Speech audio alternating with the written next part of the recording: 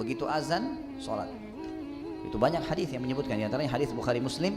Seorang sahabat bertanya mengatakan, ya Rasulullah, ayyul amali ahabbu ilallah. Amal apa kira-kira dalam ibadah yang paling Allah cintai?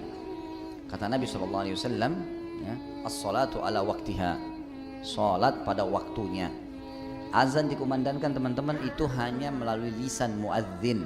Hakikatnya adalah panggilan dari Allah yang maha tinggi dan maha pemurah. Karena semua orang Afrika, mau orang Arab, mau orang bule, mau orang Melayu di Asia Tenggara sama saja. Semua mengucapkan hayya 'alas shalah, hayya 'alal falah. Sama. Ayo salat, ayo menuju kepada kemenangan. Jadi sebenarnya Allah sedang memanggil kita. Beruntunglah orang yang langsung menjawab panggilan tersebut. Sampai kata Nabi SAW dalam hadis Bukhari Muslim yang lain, "Lo ya'lamun nasi ma fin nida'i was-saffil awwal la'atahuma walau habwah." Kalau seandainya manusia-manusia ini mengetahui apa yang Allah janjikan di azan dan saf pertama. Saf pertama tentu bagi laki-laki di sini, ya, karena perempuan lebih afdal saf yang belakang, gitu kan? Maka mereka akan mendatangi keduanya walaupun merangkak. Yang dimaksud dengan mendatangi azan di sini adalah baik jadi muadzin, itu fadilah besar. Imam kalau sholat mengimami kita, dia dapat pahala, kita juga dapat pahala semua masing-masing. Tapi imam diberikan oleh Allah bonus karena memimpin kita sholat, pahala kita semuanya. Muadzin panen pahala semuanya. Makanya kata Nabi SAW, kalau seandainya orang tahu yang dijanjikan oleh Allah di azan dan saf pertama, kalimat azan di sini adalah jadi muadzin yang pertama. Kemudian yang kedua adalah masuk dalam masalah ini menjawab langsung azan itu, menjawab dengan lisan dan gerakan tubuh datang ke masjid sholat atau kerjakan sholat. Sebagaimana sabda Nabi SAW dalam hadis yang lain juga sahih, kalau kalian dengarkan muadzin mengucapkan azan, maka ucapkanlah yang seperti dia ucapkan, kecuali di hayya 'alas shalah dan hayya 'alal falah ucapkanlah la haula wala quwata illa billah. Ini berarti fadilah juga. Masuk dalam masalah ini Allah janjikan pahala yang besar. Makanya kalau dengar azan teman-teman berhenti sebentar, sejenak, dengarin. Ucapkan seperti itu. Atau kita lagi dengar radio di mobil, lagi azan, jangan dimatikan. Ikuti apa yang diucapkan. Karena ini kata Nabi SAW, kalau orang manusia tahu apa yang dijanjikan di azan dan saf pertama, maka mereka akan mendatangi keduanya walaupun merangkak karena besarnya pahala. Masuk dalam masalah azan sekali lagi jadi muadzin, atau seseorang yang dengar muadzin lalu dia mengucapkan seperti yang diucapkan oleh muadzin, kecuali di hayya 'alas shalah hayya 'alal falah dia mengucapkan la haula wala quwata illa billah. Masuk dalam masalah ini adalah segera datang untuk mengerjakan sholat, menjawab panggilan azan itu. Ini juga masuk di dalam fadilah hadis tadi. Masuk dalam kalau seandainya manusia tahu apa yang dijanjikan Allah di azan, yaitu menjawab segera, datang di awal waktu. Ada hadis yang lain, hadis mulia juga, hadis sahih. Kata baginda Nabi SAW, kalau seandainya manusia mengetahui apa yang disembunyikan atau disiapkan oleh Allah di azan dan saf pertama, kemudian mereka tidak mendapatkannya kecuali mereka harus saling bersaing satu sama yang lain, maka niscaya mereka akan bersaing di situ.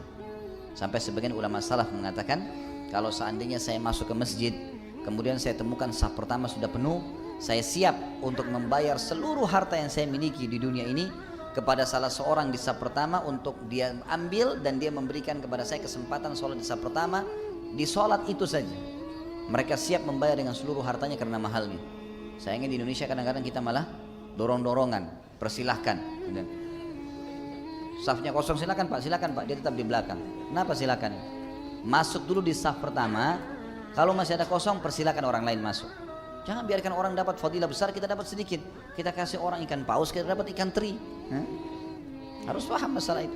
Kalau kita sudah masuk di saf pertama, ada kosong, panggil orang lain, gak masalah. Jadi kan? Ini masuk dalam bahasan fadilah tentang sholat di awal waktu, gitu kan? Juga ada hadis Nabi SAW yang sahih, yang berbunyi, kata Nabi SAW, kalau seandainya siapapun yang tidak ketinggalan takbiratul ihram pertama imam, maksudnya adalah jamaah pertama sholat. Jadi begitu azan, iqamah pertama, ini tidak masuk dalam jamaah yang kedua, jamaah yang ketiga masuk di masjid. Jamaah pertama yang mempunyai fadilah. Siapa yang tidak ketinggalan takbiratul ihram imam, ya, takbiratul ihram pertama imam, maksudnya adalah pertama dia takbir di rakaat pertama, dan juga masuk dalamnya adalah awal jamaah yang pertama, maka dia akan selama 40 hari, maka dia akan diselamatkan dari sifat kemunafikan. Selamanya tidak akan pernah jadi munafik orang itu, dengan syarat dia mengerjakan 40 hari 5 waktu sholat, subuh, duhur, asar, maghrib, isya, terus dijadwalin selama 40 hari. dia beribadah kepada Allah tidak ketinggalan takbiratul ihram pertama, dan ini dijamin tidak akan pernah dusta seumur hidup, tidak akan pernah berkhianat, tidak akan pernah ingkari janji. Sifat-sifat munafik semua hilang dari dia. Pendapat yang paling kuat pada makmum membaca Al-Fatihah atau tidak di belakang imam, yang disepakati oleh para ulama, yang saya sebutkan dulu yang disepakati ya. Yang disepakati adalah kalau sholatnya sir, tidak ngerasin suara, seperti misalnya duhur, asar, kemudian rakaat ketiga maghrib dan 2 rakaat terakhir isya, gitu kan? Ini namanya sholat sir, kecilin suara. Maka wajib makmum membaca Al-Fatihah, wajib makmum membaca Al-Fatihah, gitu kan? Kecuali dalam keadaan ini khilaf ulama, bagaimana kalau dia baru membaca Ar-Rahmanir Rahim, Maliki Yaumiddin, imamnya Allahu Akbar ruku, apa yang dia harus lakukan? Jumhur ulama mengatakan ikuti imam, karena dia sudah berijtihad, dia sudah baca, gitu kan? Tapi tidak selesai, sama dengan orang masbuk, baru Allahu Akbar, imamnya kita baru baca 2 Al-Fatihah sudah ruku. Apa yang harus kita lakukan? Jumhur mengatakan ruku saja, Imam Syafi'i mengatakan tidak, harus dia baca, nggak bisa. Dan dia boleh ketinggalan untuk mengejar Al-Fatihah sampai 3 gerakan. Kalau dalam mazhab Syafi'iyah, gitu kan? 3 gerakan artinya ruku, sami'allahu hamidah, sampai sujud pertama. Nah itu dia boleh tetap menyelesaikan Al-Fatihahnya lalu dia mengejar imam. Karena pentingnya masalah Al-Fatihah ini. Tapi kalau sholatnya jahar, ngerasin suara, subuh, 2 rakaat pertama maghrib, gitu kan? 2 rakaat pertama isya, maka ini hukumnya jumhur mengatakan tidak ada bacaan bagi makmum, kecuali imam memberikan jeda waktu.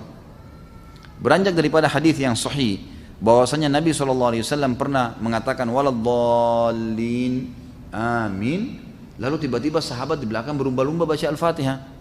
Jadi ada suara bergemuruh gitu, sehingga bacaan Nabi SAW, Nabi sendiri terganggu SAW, dan makmum juga tidak konsentrasi dengar bacaan ayatnya beliau.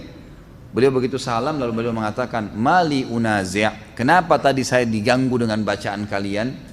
Kata perawi hadisnya kalau saya tidak salah Abdullah bin Umar radhiyallahu anhu berkata, mulai semenjak itu saya tidak pernah lagi membaca Al-Fatihah di belakang Nabi SAW kalau sholatnya jahar, kalau sholatnya ngerasin suara gitu. Ulama-ulama seperti Imam Syafi'i rahimahullah melihat bahwasanya orang yang membaca Al-Fatihah baik sholatnya jahar, kerasin suara atau sir, itu wajib. Beranjak daripada hadis Nabi SAW yang berbunyi tidak ada sholat bagi orang yang tidak membaca Al-Fatihah. Maka beliau tidak membedakan antara sholat berjamaah atau sholat sendiri. Ya, kalau sholat sendiri mutlak harus baca ya, tidak boleh sama sekali tinggalkan Al-Fatihah, batal sholatnya kalau tinggalkan Al-Fatihah. Kalau sholat berjamaah sebagaimana saya sebutkan tadi, khilaf diantara ulama itu. Imam Syafi'i semuanya, mau sholatnya jahar atau sir, semuanya harus membaca Al-Fatihah. Allahu alam, kalau kita simpulkan, kalau saya simpulkan dari pendapat-pendapat ulama ini, saya melihat kalau seandainya imamnya membaca Al-Fatihah dengan suara keras, jelas, ya, kita dengar ya, kita dengar. Seperti sekarang ada mic. Lain kalau mati lampu gelap, tidak kedengaran suara atau kita terlalu jauh dari imam, itu lain. Walaupun sholat jahar tetap wajib baca Al-Fatihah tuh, karena kita tidak dengar. Karena memang Allah berfirman, umumnya ulama berpegang pada ayat ini, a'udzubillahi minasyaitonirrajim, fa idza quri'al qur'anu fastami'u lahu wa ansitu. Kalau Al-Qur'an dibacakan, dengarkan baik-baik dan ya telitilah, jelihlah. Berarti kasusnya adalah kalau dengar. Kalau dengar kita nggak boleh berkata yang lain, gitu kan? Nah, kalau imam sholat jahar, maghrib misalnya, tapi mati lampu, kita di saf ke-5 atau ke-6, ke-7 ke belakang, nggak dengar. Atau sholat di belakang perempuan, nggak dengar sama sekali. Mereka tetap baca Al-Fatihah, selama tidak dengar. Tapi kalau mereka dengar Al-Fatihah itu, seperti tadi imam kita Masya Allah membaca misalnya, kita dengar. Dan pada saat mengatakan waladdallin, kemudian semua mengatakan amin. Begitu selesai amin, imamnya baca langsung surah. Nah ini Allahu alam, yang lebih dekat pendapat ulama mengatakan tidak lagi baca Al-Fatihah. Kembali kepada hadis, ya, bacaan imam adalah bacaan makmum. Itu sudah ada hadis yang menjelaskan masalah itu. Tapi kalau imamnya jeli dan dia lebih faham masalah fikih menjadi imam, adalah setelah waladdallin amin, imamnya diam jeda 7 ayat Al-Fatihah. Maka pada saat itu makmum silakan baca, gitu kan? Dia membacanya. Jadi ini tinggal tergantung bagaimana kondisi imam memberikan dia kesempatan. Allahu a'lam.